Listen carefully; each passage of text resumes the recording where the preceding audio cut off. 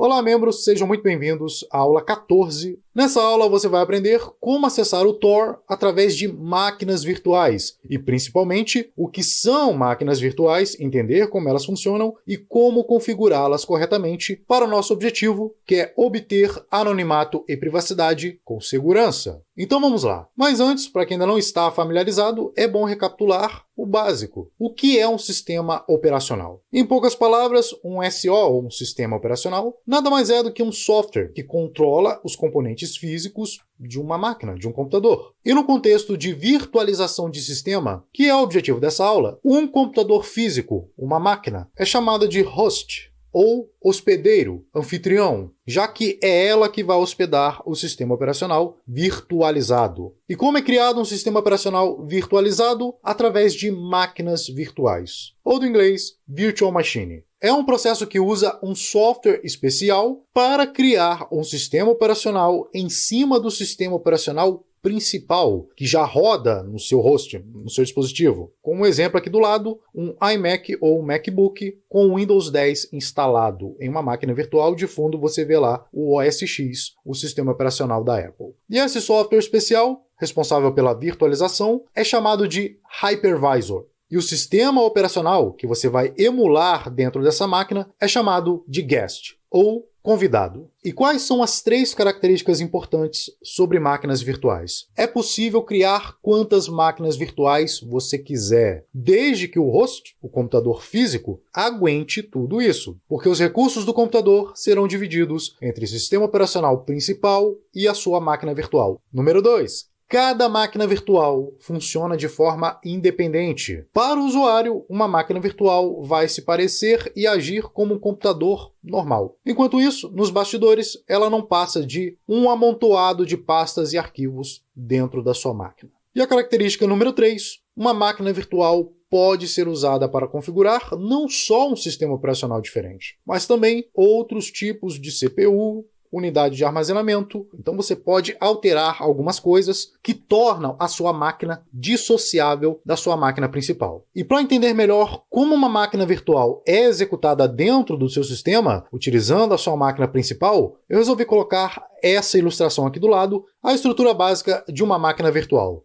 Então temos aqui embaixo o nível 1, que é a infraestrutura propriamente dita, quer dizer, o hardware, o seu computador físico, e em seguida vem o nível 2, sistema operacional de host, o sistema que vai hospedar a sua máquina virtual. Então, esses 2 níveis é comum que você já o tenha, que é o seu computador com o sistema operacional principal instalado nele. E aí vem o terceiro nível, que é onde começa a nossa máquina virtual. E é aqui que entra os Hypervisors, ou VMM, algo que já vamos ver daqui a pouco no próximo slide. Em seguida vem a camada 4, sistemas operacionais convidados, os ditos sistemas operacionais virtualizados, que na verdade são imagens idênticas dos sistemas operacionais que estamos acostumados a utilizar em nossos computadores. A diferença é que eles serão virtualizados, emulados sobre o Hypervisor. E cada sistema operacional virtualizado que você criar na sua máquina virtual será isolado, separado dos demais. E é claro que isso aqui é só um exemplo, você pode executar muito mais do que 3 máquinas virtuais. Eu já vi gente executando mais de 10, 20 máquinas virtuais, desde que seu computador tenha capacidade para tal. E por fim, vem os 2 últimos níveis, que aqui eu considerei como um único nível, que são os binários, as bibliotecas do sistema e os aplicativos, as aplicações que vão finalmente no topo, na última camada dessa estrutura, que no nosso exemplo aqui é o Tor Browser. Então, recapitulando, nível 1 da estrutura é a infraestrutura, propriamente dita, seu computador, o hardware. Depois vem a segunda camada, o nível 2, o sistema operacional de host. A camada 3, os hypervisors, os gerenciadores de máquina virtual. Depois vem os sistemas operacionais virtualizados ou convidados. Depois, as bibliotecas, os binários e as aplicações que vão rodar no topo da sua estrutura de máquina virtual. Nós temos 2 tipos de estrutura de máquina virtual. Tipo 1, Hypervisors, que é um programa executado sobre o hardware do host. E o Hypervisor terá 2 funções aqui nessa estrutura. Ele vai controlar o hardware e vai gerenciar as máquinas virtuais ao mesmo tempo. Podemos dizer então que ele funciona como um sistema operacional principal. Alguns exemplos de máquinas virtuais do tipo 1, Hyper-V, MVWare ESXi, Xen ou KVM. E temos também a máquina virtual do tipo 2, as VMMs, ou Virtual Machine Monitor, monitor de máquina virtual. É um programa de aplicação que roda sobre o sistema operacional convencional, ou seja, diferente do tipo 1, onde as máquinas virtuais acessam diretamente o sistema operacional principal, no tipo 2, as máquinas virtuais acessam primeiro a VMM para depois acessar o sistema operacional principal, o sistema operacional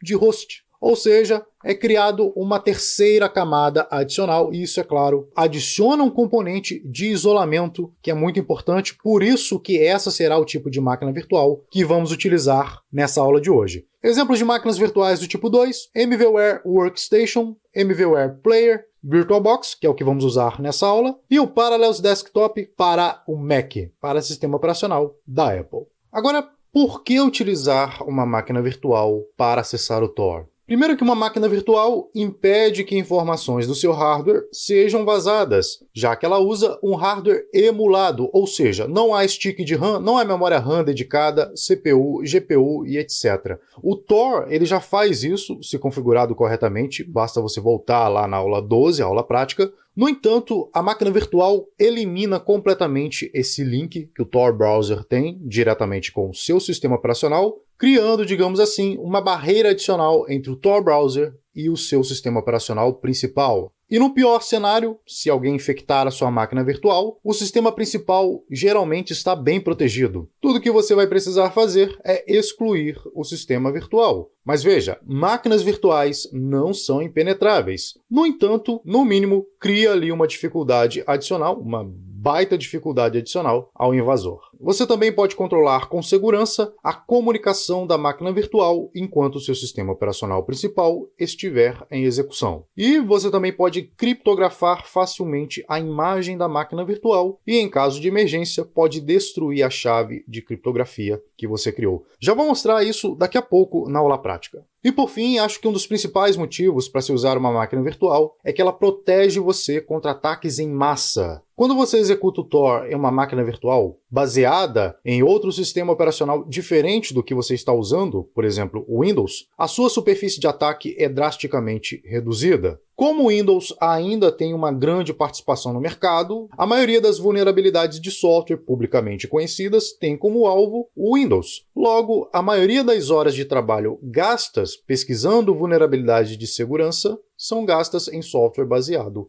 no próprio Windows. Por essa razão, se uma exploração for bem sucedida, ela pode impactar um grande número de vítimas. Então, se neste momento você estiver utilizando uma máquina virtual, não estiver utilizando o Windows, vai se livrar desse ataque. Mas usar uma máquina virtual também tem suas desvantagens, óbvio. Máquinas virtuais não são tão eficientes quanto um computador físico, porque os recursos, lembrando, os recursos de hardware, são distribuídos de forma indireta e compartilhada com o sistema operacional principal. Se várias máquinas virtuais forem executadas em uma única máquina física, o desempenho é altamente comprometido, levando à instabilidade das mesmas e do próprio sistema operacional principal. Atualmente é inviável o uso de máquinas virtuais em smartphones devido às limitações de arquitetura. Inclusive, todo o hardware foi pensado para economizar bateria, economizar energia. Então, haverá limitações de memória, processador, disco e etc. Outra desvantagem, e aqui é algo subjetivo, alguns indivíduos podem achar difícil de configurar uma máquina virtual ou mesmo utilizá-la. Nesse caso, um tutorial passo a passo é necessário, algo que veremos aí na aula prática. E também outra desvantagem, e essa daqui pode ser considerada uma desvantagem indireta do uso de uma máquina virtual, é que os usuários não técnicos podem se enganar com uma falsa sensação de segurança. E isso é um ledo engano. Máquinas virtuais podem ser sim infectadas, em raros casos, mas podem. Ou seja, o mesmo cuidado que você tem ao acessar a sua máquina principal, não baixar qualquer coisa de fontes desconhecidas, enfim, deve ser aplicado também à sua máquina virtual. Tendo aprendido a base teórica sobre máquinas virtuais, vamos lá então para a aula prática.